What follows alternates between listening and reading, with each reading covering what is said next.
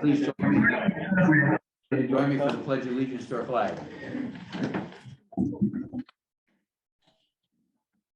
I pledge allegiance to the flag of the United States of America and to the republic for which it stands, one nation, under God, indivisible, with liberty and justice for all.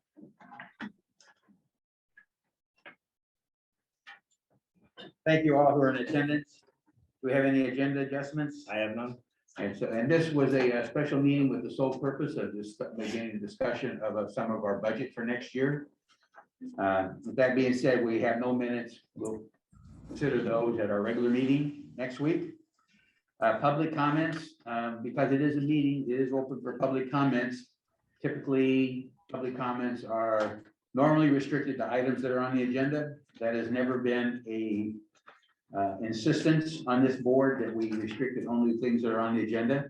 So if there's anybody either present here or online that would like to make a comment, this would be the time to do it. If you're online, please raise your hand, or you can send a chat and the superintendent will see it. And we can, you can make your comment that way, or he can have you click on and make the comment yourself. So this time, I'll open it up for public comments.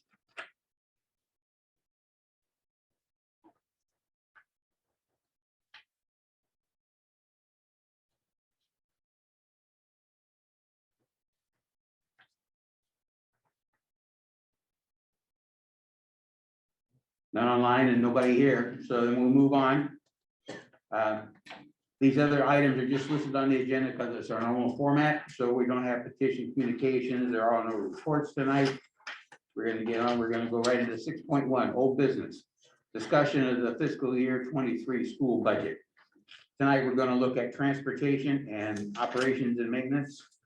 And we're gonna start with student transportation. So everybody on the board should have received in their package either paper or electronically. These two sections separated out from the entire budget that we got. To have an opportunity to look at it ahead of time. So we'll let the administration go down and point out what they might want to, and then anybody on the board who has questions about any of these line items, we'll certainly open it up for those questions or suggestions. Sure. So I won't ask John to go down through these lines. He's on a day free. Oh, it's a good thing it's not tomorrow, but Yeah. day 4, you're on the hook. Day 4, you were, so he didn't do this, I did, so it makes no sense about it. But I will say, just before we get into that, he's a quick study, learning a lot real quickly. So we're glad to have him here. All right, so student transportation. You won't see a lot of changes here, just a couple. Obviously, there's an increase in salary and benefits. The negotiated contract has an increase. It's a pretty substantial one for next year. So that's what you see here. Those are all those lines. So on your paper, and actually, I'm going to share my screen so Robbie can see it here.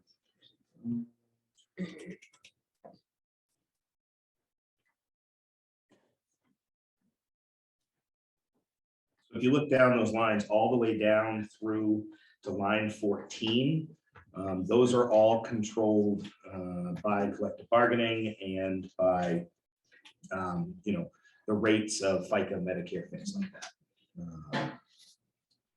So I didn't change much here. I mean, one of the things that we're really lucky at this point, we've had some repairs. Kathy Perry's our head bus driver, she's here. But our bus fleet's never been healthier, I would say, wouldn't you, Kathy? Absolutely. Our bus fleet has never been healthier. We used quite a bit of our COVID relief funds along the way to purchase buses, and that has boded well for us. So because of that, I didn't touch our repair lines much, or at all, actually. The one line that I contemplated upping was the tire line because of the cost of tires right now. But again, we've got really new buses right at the moment. So I think we're okay. We've got our winter tires on right now, so we're in pretty good shape that way. The one line here that I upped was fuel. Our fuel costs right now are fixed, so we haven't seen an increase there, but we will next year. As I said before, we've tried to get quotes on fuel. We got one just probably a month ago, maybe. And it was 57% higher than it was than what we're currently locked in at, but nobody will give us a fuel quote right now. I've been to 3 different companies, and every single one says there's no way we can give you a fixed price right at the moment for next year. So, you know, I will say, you'll see it in the operations lines. We're looking at 57%. Jess has been talking with other business managers. What was the number we got? 150%. Lots of districts are putting 150% in. I think, given the volatility in the market, looking at where oil came today, I think it was down under $100 a barrel today. I think we'll be okay. I think this is a decent number. I'd like to think as we get a little further along in this process, we may be able to take some out, but I just don't know at this point. So this is one of those things where, with fuel, with supplies, it's a hard one to project. I mean, we can look at year over year expenditures, but some years they're higher than others. And it just depends on how much we travel. I mean, last year our fuel costs were pretty low. We didn't run the trips. We didn't, that we did the year before. But now that we're back, we're fully open, we're starting to do more and more runs. I think the last look, our buses, correct me if I'm wrong, Kathy, 1,300 miles a day. Yes. Yeah. We travel a lot of roads, and when you put trips in, things like that, it's a lot. And the frost heave isn't helping matters. What's that? The frost heave. Right Frost now. heaves right now. Do you still have a late bus or not? We do. Yeah, Okay. we still run the late bus. Yep. We are bringing back, we're going 4 days a week with pre-K next year, so that we were able to make that work without putting any more money in the budget. Your presentation? That's it. Where do we house the fuel somewhere, or are you? We negotiate the price, and then the towns buy it, and then we buy it from the towns. And where do they fuel it? At the town office, at the town garages. So we get fuel. The majority of our fuel is purchased at Sabatis, but we do buy a little bit in Litchfield. So.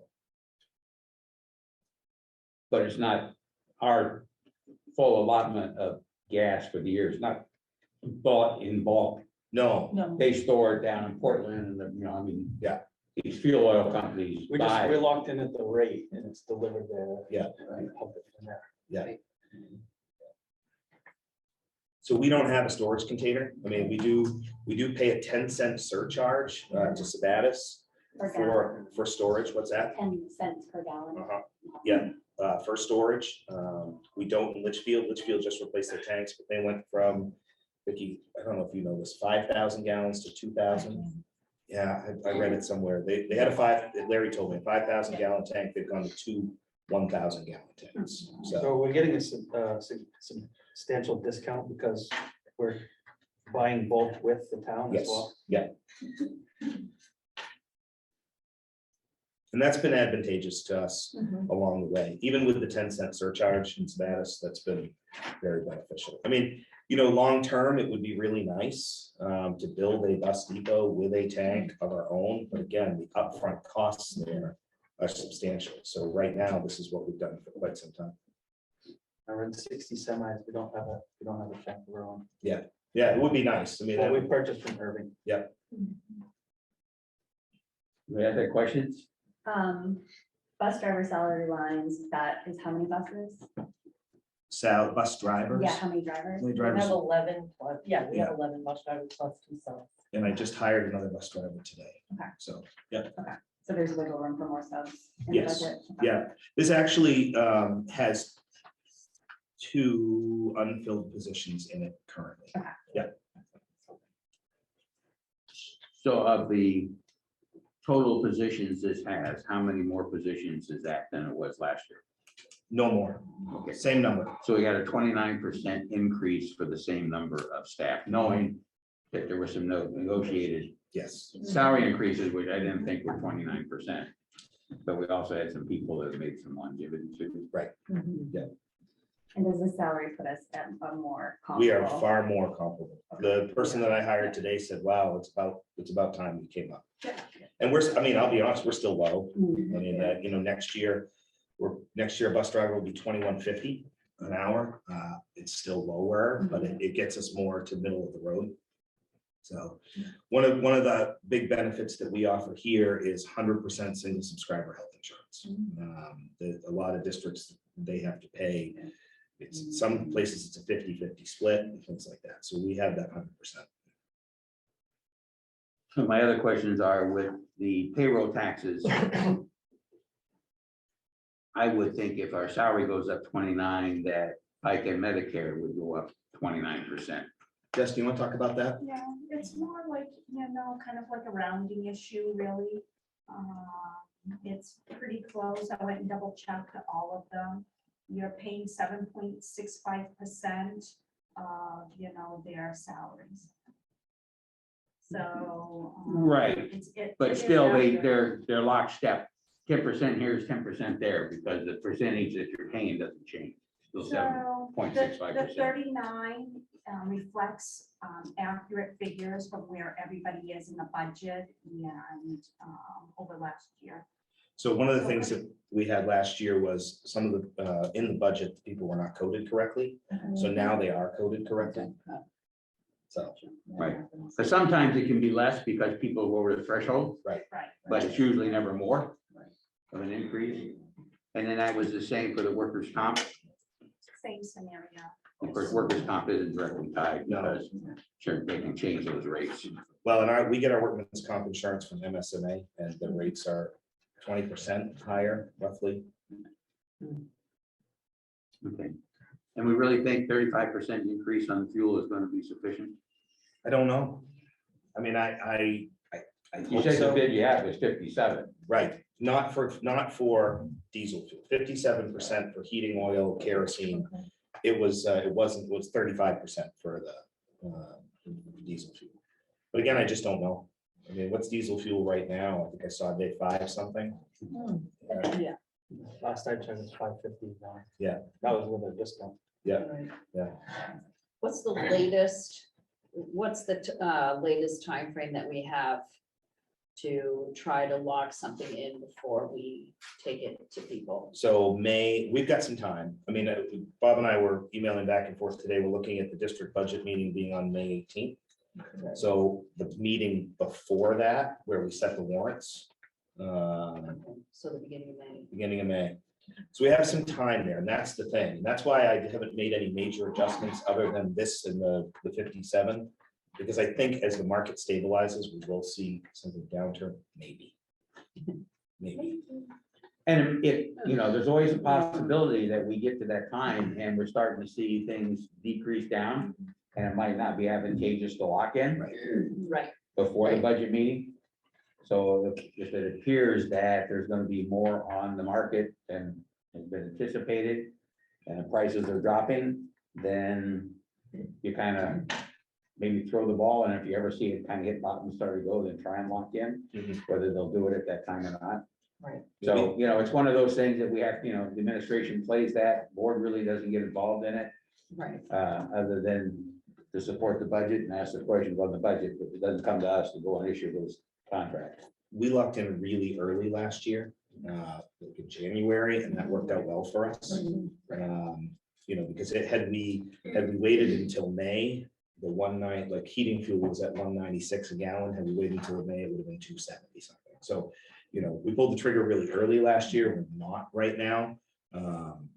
Ultimately our contract, we're with Winthrop Fuel right at the moment. Our contract with Winthrop Fuel's up on June 30th. So. And I am checking twice a week with on those prices. So any other questions on the transportation? Down at the bottom of special ed, you'll notice that there's no changes on the lines going across. The rationale for that is, We haven't exceeded year over year on that. We also pay a significant amount of special ed transportation out of IDEA funds, federal grant funds. So we haven't really needed to touch this. We didn't touch homeless transportation either. We got a grant for that. So we're in pretty good shape there as well. So, and these aren't our buses, we actually contract these services out. So.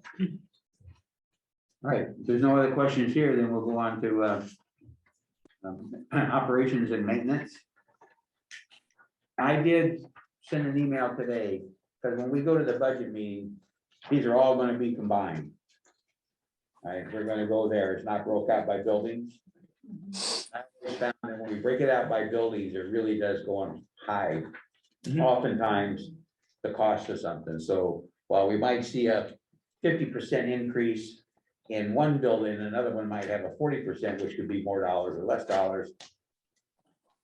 I have the ability, but it's very cumbersome to go and modify, take this and take it out into another format and then resort it so that it put them all together, but it takes a lot of time and effort, and I didn't get around to looking at it until today, so.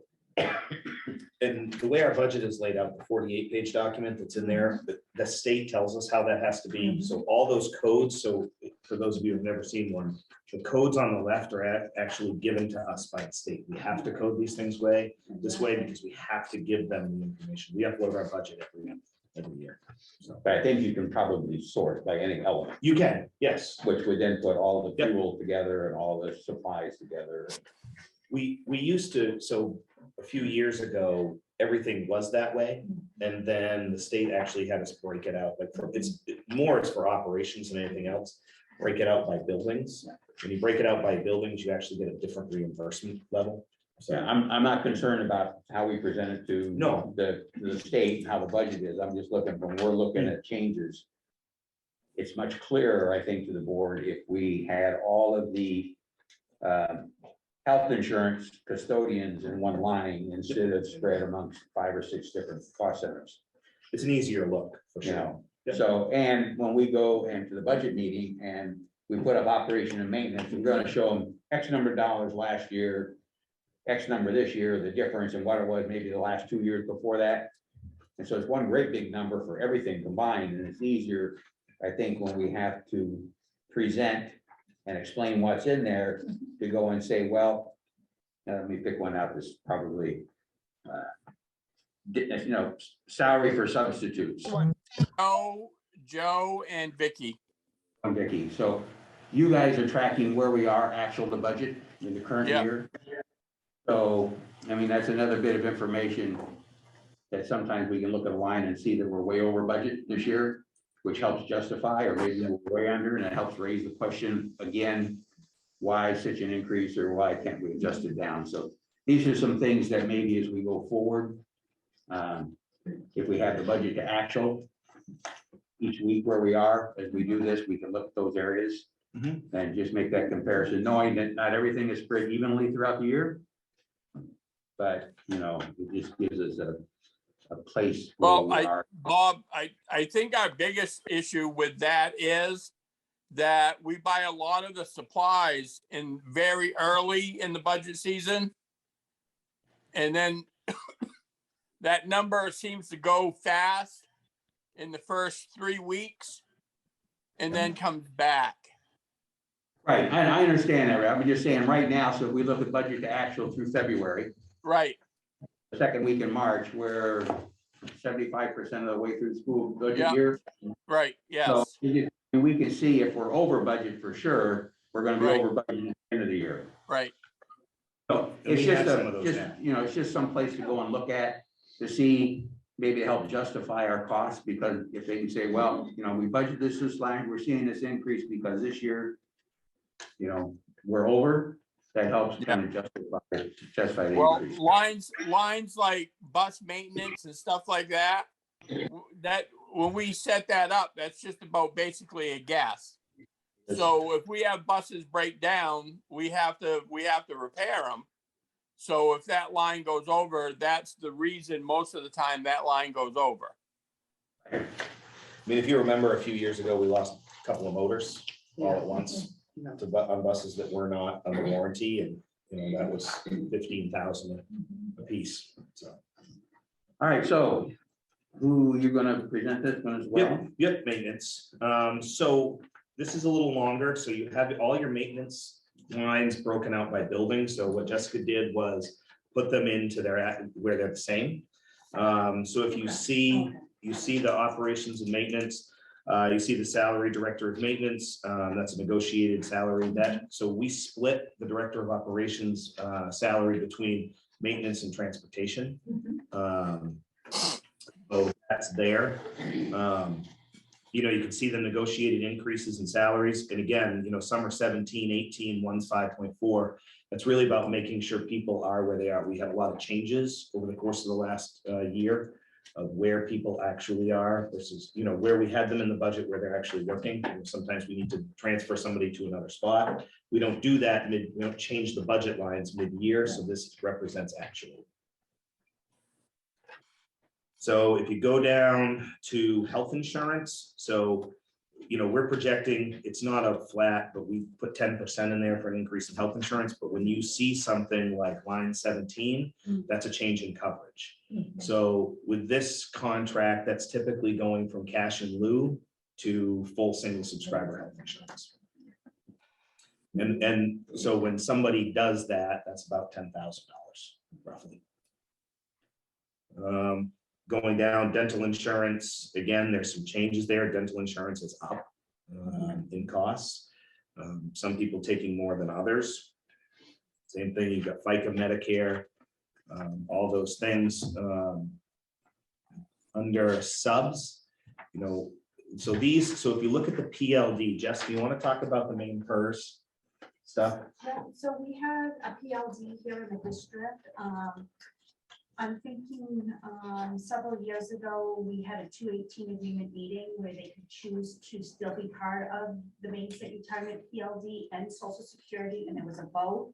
And so they voted to be part of Social Security and disbanded the PLD.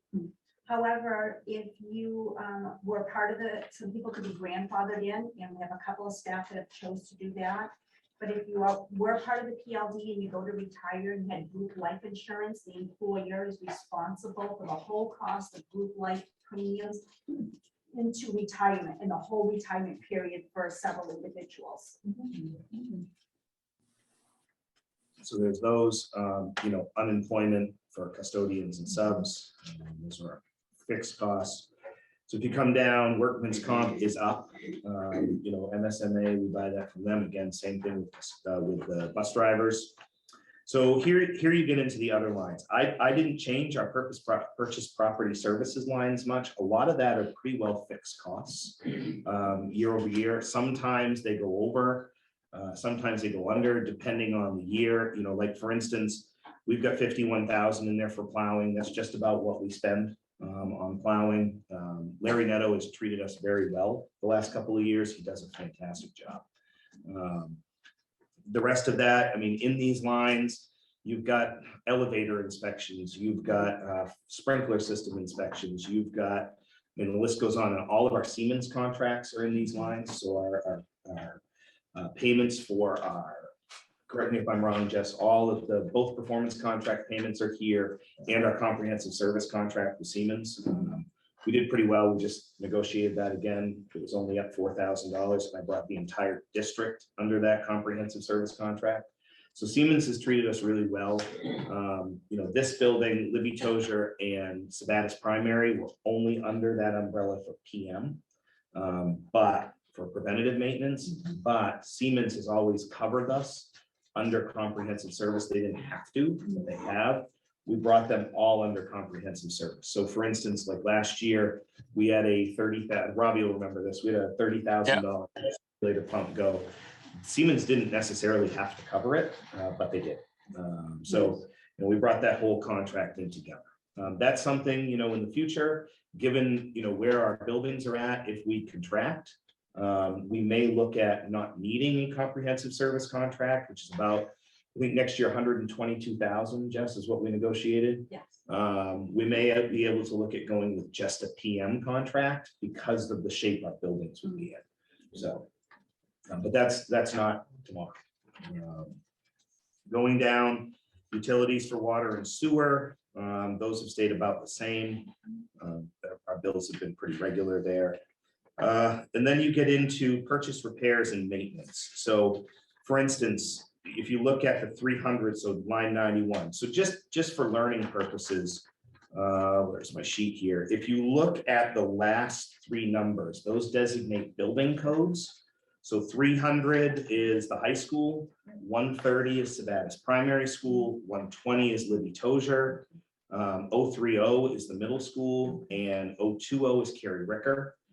You then have the 900 line is district, and then some other places in the budget, we have 910s and 950s, but those are more district-wide services. So purchase, repairs, and maintenance. These are our lines that are up. For instance, the high school line, 300 line. At the high school, we need a new kitchen floor, and we need a new antifreeze system on the sprinkler system. Neither one of those things are negotiable. Now, if you'll see, the budget's only up 18,000. That's the cost of the sprinkler system antifreeze. It's not the cost of the kitchen floor. We're just not going to do some other things to be able to do the kitchen floor. So typically we replace a couple of 3 or 4 classrooms worth of furniture a year. We replace some carpeting with tile. We're just not going to do that this year, and we're going to take care of the kitchen floor. If you remember correctly, the kitchen floor has to be done because it failed in the inspection, and we won't pass inspection next year with food service. Purchase, property repairs and maintenance at 020, we're over that line already at this point in the year. Again, these are some of those things where you just don't know. Something breaks, it has to be fixed. Repairs and maintenance at the middle school 030, we've got a $20,000 steamer boiler that needs to be fixed. So there's that. Plus we're over in that line already. Same thing with the next one down, we're over in that. And our increased costs, if you look at 130, I put us back up to where we were in FY21 just because of the increase in cost of things. So for instance, we failed basketball hoop inspections at the high school. We had to have new bracing put on to the at the high school. We don't have a choice. That was $7,000. We needed things, backboards fixed at the middle school, that was $10,000. Those kind of things we have to do. We don't have a choice when we fail an inspection. So, and again, it's a crapshoot, really. I can't project out. I mean, the reality here is this: these are lines where you could cut.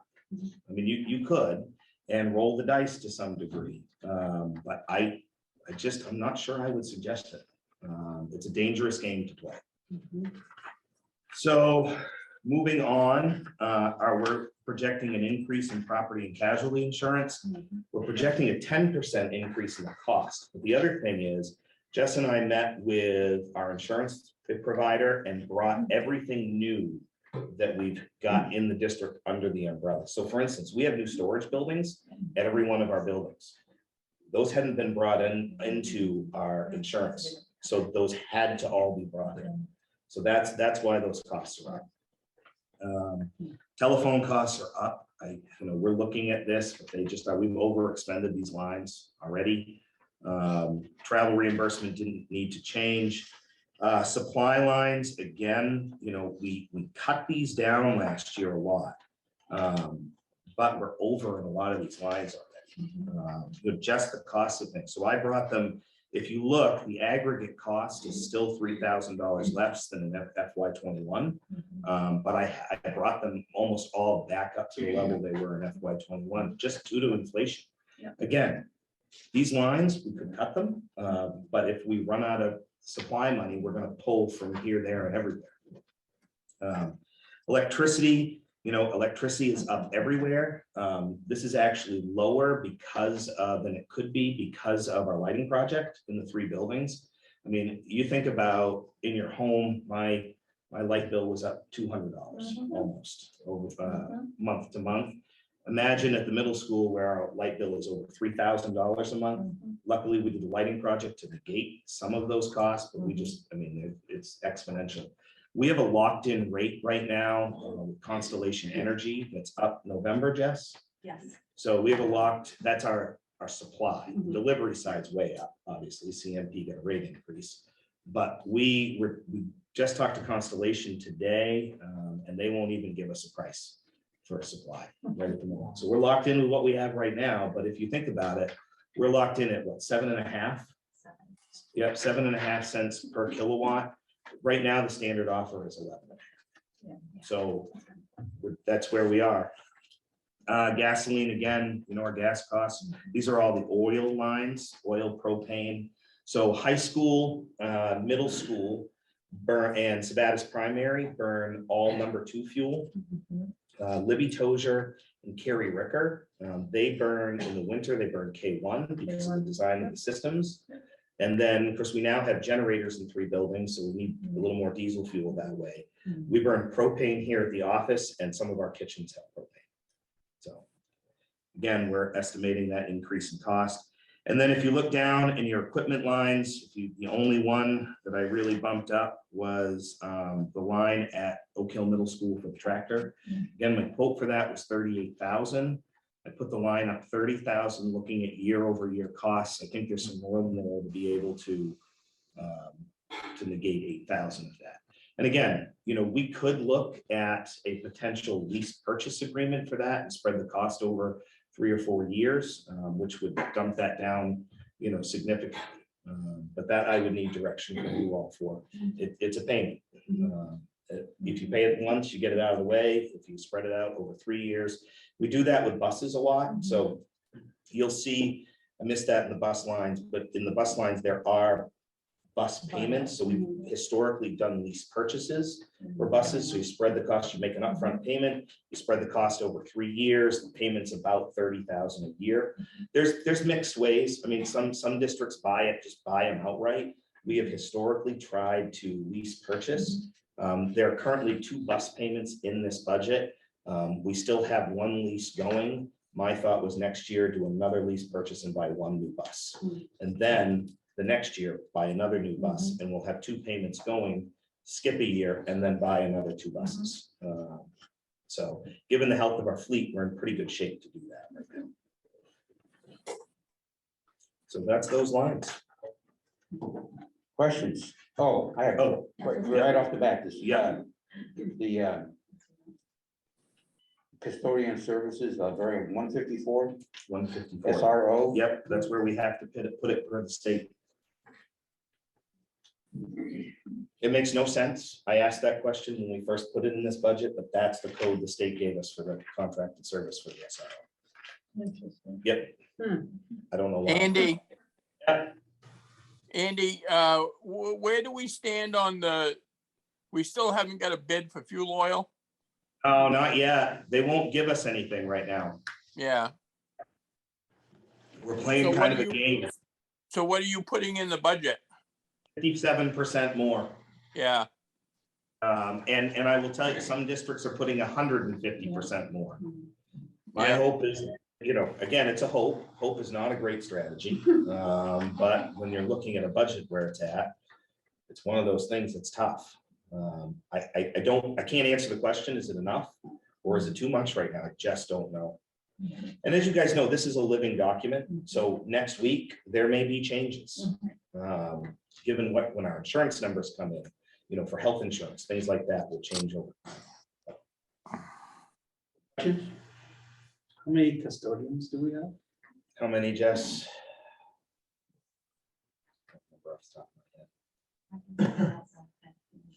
Did we hire any additional since last year? Same. This is the same number again. We are full staffed right now with custodial staff. However, like I said last week, I could really use 2 new custodians. I mean, and I'll be honest, we have custodial staff working alone at night at Sabatis Primary and Libby Tozier. We made a change out in Litchfield. John kind of picked up on something, John and Brenda. We're putting somebody down there, shifting from Carrie Ricker, but when you take them from one place, we added 2 hours to somebody else and moved a 4-hour position down to Libby Tozier to help out. But again, we have somebody working there alone at night for 4 hours. Same thing at Sabatis Primary. We have somebody working alone for 5 hours every night. And those are big buildings. Not to mention if something happens to them. You got it. It's a concern. Yeah. Questions? About 16. 16, yeah. They all full-time? No, I have a question on the wood pellets. we don't buy them anymore. So we got a 57% increase, But we pay the oil out of there. heating fuel pellets. Yep. So that's the oil for the high school, the oil line. So just take pellets out. Yeah, I mean, we could take pellet. We just have never Take the word taken the word pellet out of there. Because we used to dual fuel at the high school, and then it became not cost effective to do dual fuel. Is it gonna be with the price of oil going up? Well, so Robbie, you and I talked about this recently. Yeah. So first of all, that pellet boiler won't heat the building. It will maintain the building. So what I can't remember, I did the numbers projecting oil would have to be our price would have to be 4 something a gallon to even begin to consider turning it back on. Would be Yeah. about a $5,000 cost to bring it back on. The weekly maintenance would be up for the custodial staff. So we figured it'd be about $4.50 to $5 a gallon before it'd be beneficial to bring it back on board. So how did the board ever get talked into going and purchasing that? I don't know. I was not the superintendent at that time. Well, hey, Bob. Bob, Yeah, that's right. We got one. Go ahead, Oh, Robbie. Robbie. at the time, we were buying pellets when we installed it for half of what the cost of pellets are right now. And that boiler was just set to maintain and help with the new oil boilers that we had. So on warmer days, we would burn pellets instead of fuel oil because we were paying a lot more for fuel oil at the time.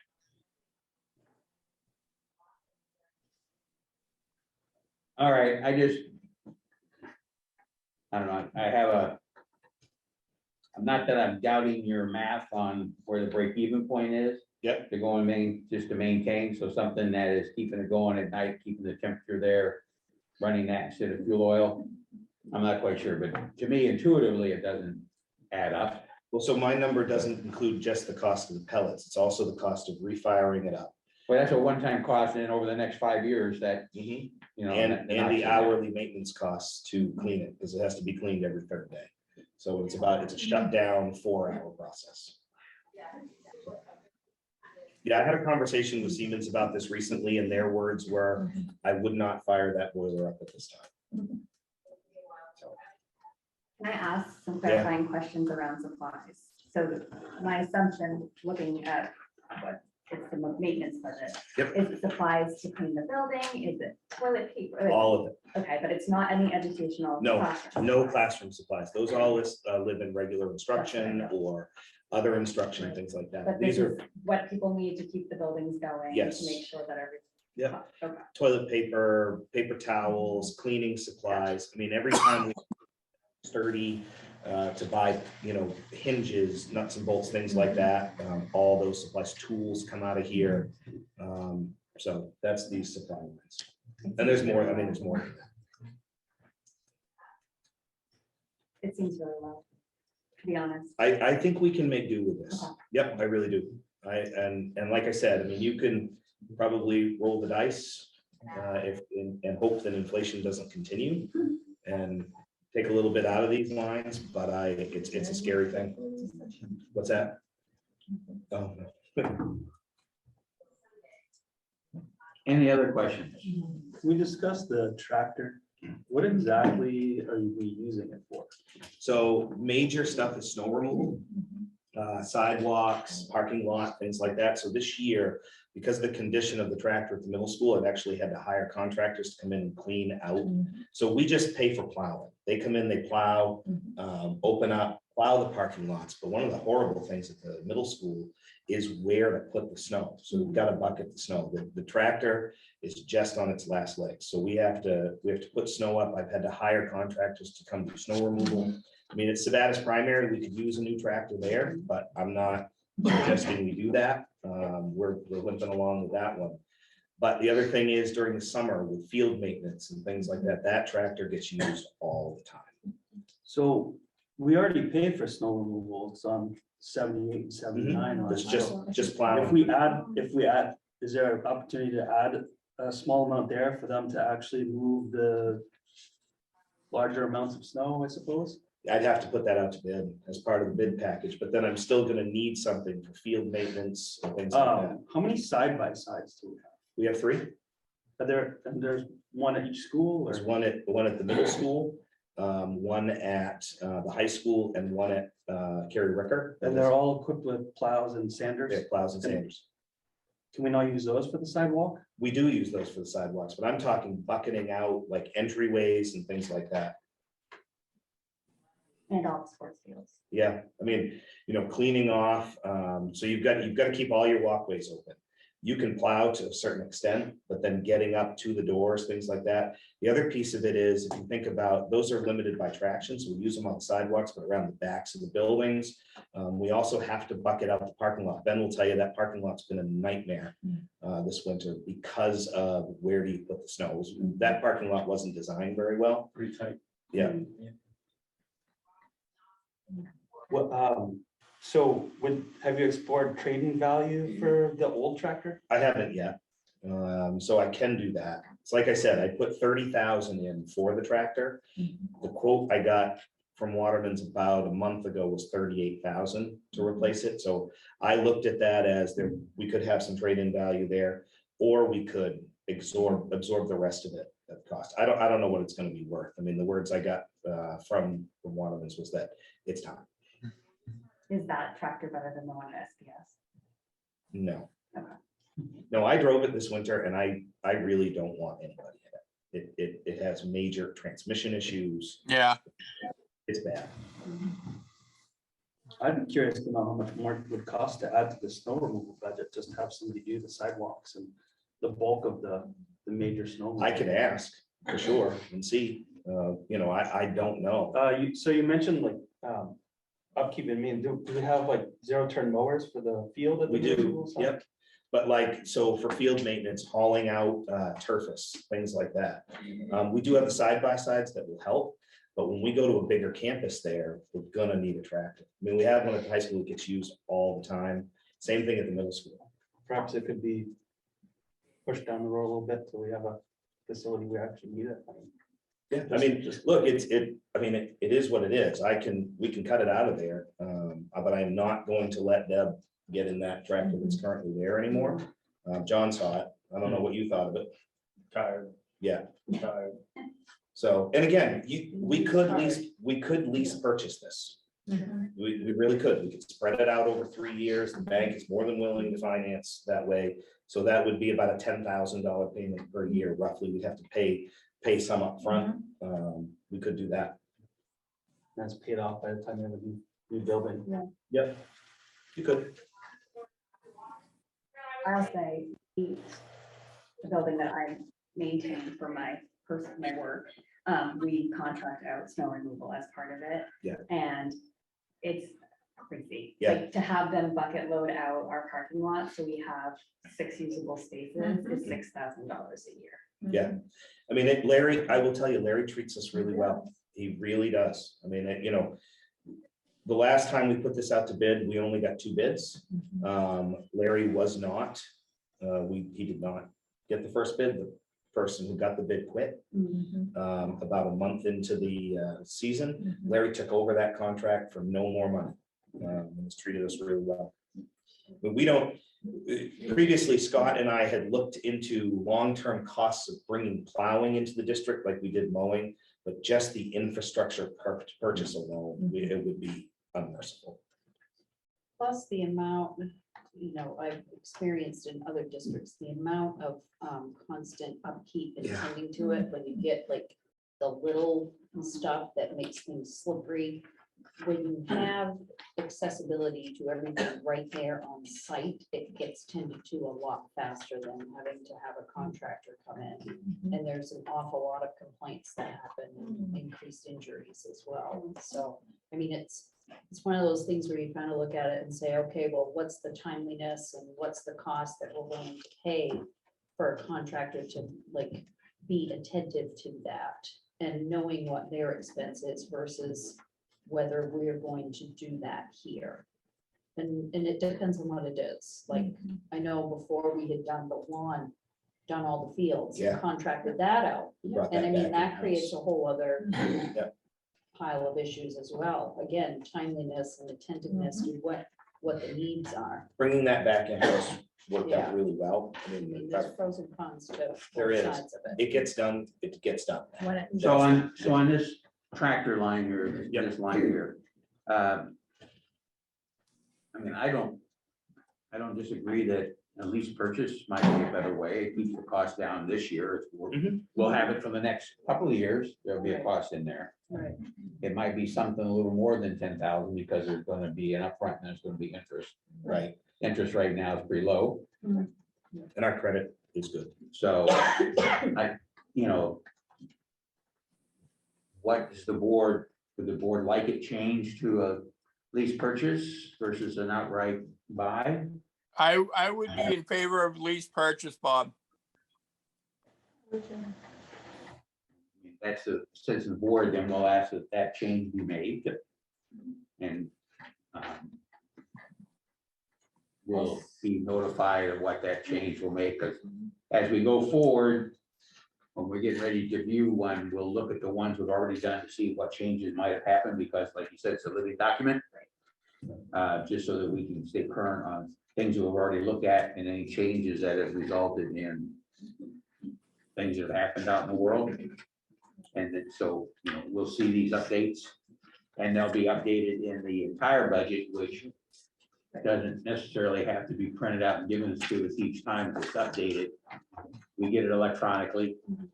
I think you might be posting them online. I'm not 100% sure. Yeah. But we do have to make sure that they're all stamped draft, please. Just for, we've been down that road before where early ones have talked to be the final one, and we hadn't even looked at them yet. So want to make sure the public knows and that we are aware that it's just a draft still. I think that's really important. Today, the town of Litchfield posted that our budget meeting was today. Jeez. And I was like, that's not what's happening. No, it is not. So, yeah, I think there's a little bit of confusion out there. All right, so these are the two cost centers we're going to look at tonight. It hasn't taken us very long. It's kind of, we're only been in session for 40 minutes. But it's a good step into the process with new people on the board. We're going to look at some on our regular meeting next week, but we have to be cautious. We got other business we have to take care of. Any discussion of the budget really has to kind of come basically after we make sure we've got the other business taken care of. I haven't seen a draft for the agenda next week, so I don't know how much is going to be on it. That kind of dictates how much we can look at. So Superintendent and I were exchanging emails today. I suggested that we, including tonight, that we would use tonight plus the next 3 Wednesdays. Yes. So it'd be 4 we go at, because 2 of those will be regular meetings. Oh, no, 1 will be a regular meeting, because we just 5 Wednesdays in the month. Right. Okay. And then that will allow us to have looked at it all by the first Wednesday in April. And then fine tune anything and get ready for the budget meeting, so that we can sign the documents to get them out, make the notifications on the budget meeting, what everything is. And allow the community people to talk about it, talk to us about it. Allow us to an opportunity to present the reason why the budget is the way it is, and ask for their support at the budget meeting and at the referendum. And then prepare for the budget meeting, which will happen May 18th, Yeah, which we're looking at is May 18th. the earliest we could have it would have been May 15th, which is a Sunday, because it has to be within 30 days of the vote. Okay, validation vote. We used to do it like a week or so before. That doesn't work out well, because if they change it at the budget meeting, we need to have an opportunity, I believe, to figure out what we're gonna have to do to come up with the new number that they authorized, and then to tell the community what we believe that change is gonna be, so that it will give them a better idea whether to support what comes out of the budget meeting or to turn down the budget, and then we go back and we do this thing over again, which unfortunately we've had to do a few times. It's always nice if we do our job up front and get the budget right, present it well, get those there to become in agreement with it. We go forward, and then we don't have to go back and see, what are we gonna cut? Is it gonna be? I don't want to mention anything, because as soon as I do, flares will go up and stuff, but obviously, something would have to come out if we don't get as many dollars as we asked for. What that is, roll of toilet paper or, a box of pencils, I don't know. Okay, so I don't believe that we're not set to review anything else tonight. Next week, we're gonna look at, hopefully, School administration and system administration. That's what we had talked about. Can I ask a couple questions? Because I did look at the whole budget. And I noticed that, I think what I noticed, and I just want to make sure that I'm not making assumptions. Are there positions that are split over multiple schools? Yes, Okay. Yep. So that's. Yep. Okay. there are. Thank you. So if I heard you correctly, Bob, we have our regular meeting next week, then we're looking at the 30th of March also, Yep. and six. April 6th. Yep. And our next right? And that would, regular meeting is the 13th. of right, April. so, Okay. so in essence, we could have our discussion of the budget done. Yeah. And be ready to vote at that meeting. Yeah, The gotcha. first meeting in April on the budget that we're gonna present. Right? Okay, thank you. Once we do that, then we can draft up all the paperwork to make, and get everything out. Yeah. Prepared. Oh. So, we're not looking at a final group of things and then trying to approve a budget the same night. Right. It's just a little cumbersome. And it gives everybody another week after we're done and looked at all of them to think about it in case there's something else that comes up that we need to kind of tweak before we actually approve the number we want to go to the residents to approve. Okay? Okay, we had, Joe couldn't be here tonight. He had a work commitment. Yep. All right, so he has an excused absence. I understand he has an out of area doctor's appointment or medical appointment next week, so he'll be excused next week. That's the only ones that I'm aware of. Litchfield people understand what's going on in Litchfield. We do now. Well, I got that email. I was very confused. Yeah. So Yes. Yeah. Well, I answered, then I went out and read the statute, because I read that statute 28, I don't know how many times. So we have a vacancy for those of you that don't know. Right, right, Um, And there was some confusion as to how that vacancy gets filled. right, gotcha. So just for educational purposes, school board has no authority to fill a vacancy. That lies with the municipal officers of the town. And it's independent of town charter. It's laid right out in statute. So And I believe Litchfield would like you to contact them. I'm going to call Kelly tomorrow. Yes. All right, so if there's nothing else, again, the rest of the agenda is pro forma. We don't have any other things planned for tonight, so. Do you want this returned back to Nope. you or? That's yours. Okay. Yeah, once it's handed out in open session, it's yours.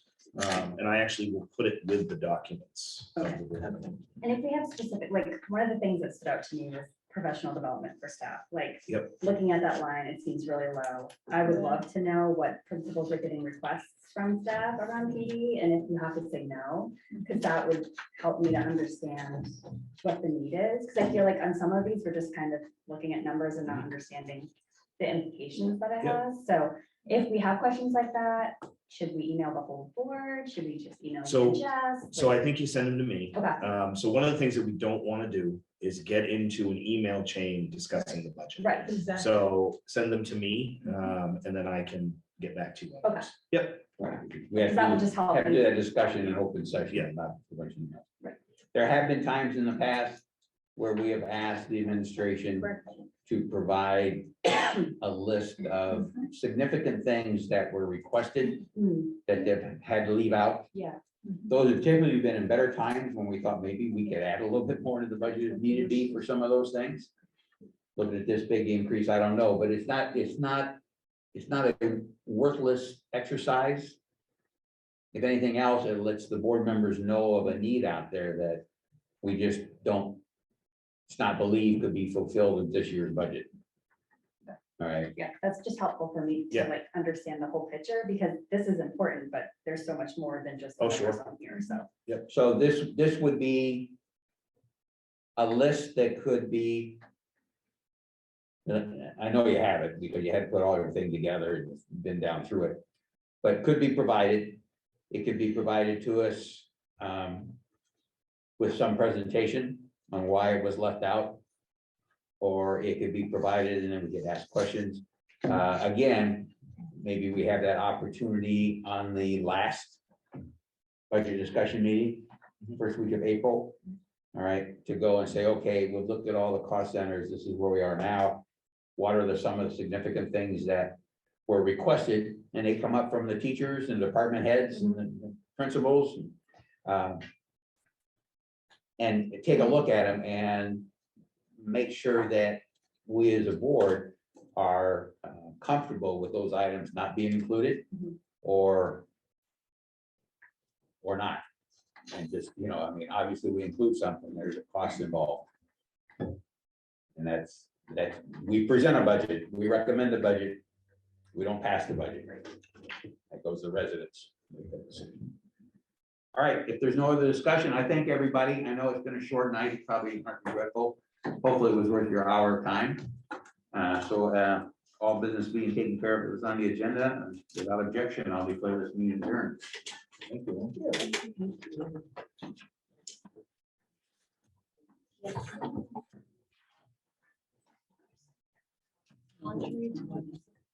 No.